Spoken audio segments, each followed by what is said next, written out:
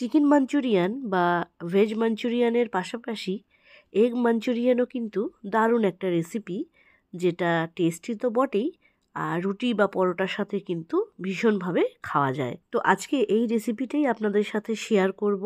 খুব সিম্পলভাবেই দেখানোর চেষ্টা করব, যাতে আপনারা ইচ্ছা হলে এটা বাড়িতে বানিয়ে খেতে পারেন। তো প্রথমেই ডিমগুলোকে আমি সেদ্ধ করে নেব। আমি এখানে 4টে ডিম সেদ্ধ করছি। ডিম সেদ্ধ হয়ে গেলে ঠান্ডা করে খোসা ছাড়িয়ে নেব। এবারে ডিমগুলোকে আমাকে 4টে করে টুকরো করে নিতে হবে। এক একটা ডিমকে আমি 4টে করে টুকরো করছি। তো আমি যেহেতু 4টে ডিম নিয়েছিলাম, তো সেখান থেকে 16টা পিস বেরিয়ে এসেছে। তো এবারে একটা ব্যাটার তৈরি করতে হবে। তার জন্য একটা বড় পাত্র নিয়েছি, সেখানে আমি 4 চামচ ময়দা দিয়ে দিলাম। ময়দার সাথে আমাকে দিতে হবে কর্নফ্লাওয়ার। তো 2 চামচ কর্নফ্লাওয়ার আমি এখানে দিচ্ছি। তারপরে এর মধ্যে পরিমাণ মতো নুন দেব, গোলমরিচের গুঁড়ো দিয়েছি, আর আদা রসুনের পেস্ট 1 চামচ দিলাম, আর রিফাইন্ড অয়েল 1 চামচ দিলাম। সব কিছু আগে হালকা করে একটুখানি মিশিয়ে নেব, তারপরে জল দিয়ে দিয়ে এটার একটা পাতলা ব্যাটার তৈরি করব। তো ব্যাটার এমনই হবে যেখানে ডিমের ওপরে পাতলা একটা কোটিং লেগে থাকে। খুব বেশি ঘন করলেও হবে না, বা খুব বেশি পাতলা করলেও হবে না। দেখুন এইরকমভাবে যে আমি দেখিয়ে দিচ্ছি, চামচের পিছনে হালকা দেখুন একটা লেয়ার কিন্তু লেগে থাকবে। এই রকমভাবে আমাদের ব্যাটারটা তৈরি করতে হবে। এইবারে একটা সসের মিক্সচার বানাবো গ্রেভি তৈরির জন্য। টমেটো কেচাপ 4 চামচ নিলাম, তার সাথে মেশাবো 1 চামচ ভিনিগার, 1 চামচ দেবো রেড চিলি সস, আর 1 চামচ দেবো সয়া সস। 1 চামচ কর্নফ্লাওয়ার দিলাম, অল্প একটু চিনি দিলাম, জল দিয়ে ভালো করে গুলিয়ে নিয়ে এটার একটা মিক্সচার তৈরি করে রাখবো। যেহেতু চিনি রয়েছে সেই জন্য এটা গুলতে একটু সময় লাগবে।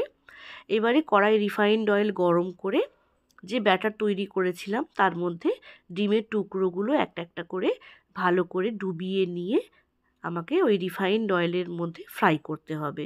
তবে দেখবেন সবগুলো কিন্তু একসঙ্গে দিয়ে দেবেন না, তাহলে পুরো একটার সঙ্গে আর একটা একদম গায়ে গায়ে লেগে যাবে। তো সেই জন্য 4টে-5টা করে আপনি যেমন তেল দেবেন কড়াতে, সেই অনুযায়ী ডিমগুলোকে ভাজতে হবে। আমি এখানে যে পরিমাণে তেল দিয়েছি, তো আমি 4টে করে আমি এখানে ভেজে নেব। তো খুব কিন্তু ফাটতে থাকবে এই সময়, ওই জন্য ঢাকার ব্যবহার অবশ্যই করবেন। ঢাকা দিয়ে দিয়ে এরকম হালকা করে একটু ভেজে নিয়ে তারপরে তেল থেকে তুলে নেবেন। তো সবকটা ডিম ভেজে নেওয়া হয়ে গেছে। এবারে ওই যে তেল ছিল কড়াই, সেই তেলের মধ্যেই দিয়ে দিলাম পেঁয়াজ, আদা, রসুন আর কাঁচা লঙ্কা চপ করা। পেঁয়াজ 2টো দিয়েছি, রসুন দিয়েছি 4-5 কোয়া, আর আদাও দিয়েছি 2 কোয়ার মতো। আর কাঁচা লঙ্কাটা আপনার ঝাল অনুযায়ী, আপনি যেমন ঝাল খান সেই অনুযায়ী দেবেন। এগুলোকে একদম হালকা করে একটুখানি ভেজে নেব। তারপরে সসের যে মিক্সচারটা বানিয়েছিলাম সেটা এর মধ্যে দিয়ে দিলাম। এটা থেকেই কিন্তু আমাদের গ্রেভিটা তৈরি হবে। তো এর মধ্যে এবারে পরিমাণ মতো একটু জল দিয়ে দেব, যাতে গ্রেভিটা আরেকটু পরিমাণে বেশি হয়। জল যখন এরমভাবে ফুটতে আরম্ভ করবে, তখন ভেজে রাখা ডিমগুলো এর মধ্যে একে একে করে দিয়ে দিতে হবে। তো আর বিশেষ কিছু করার নেই, আমরা একদম শেষ পর্যায়ে চলে এসেছি। ডিমগুলোকে দিয়ে এটাকে 2-3 মিনিট একটু ফুটিয়ে নেব হাই ফ্লেমে।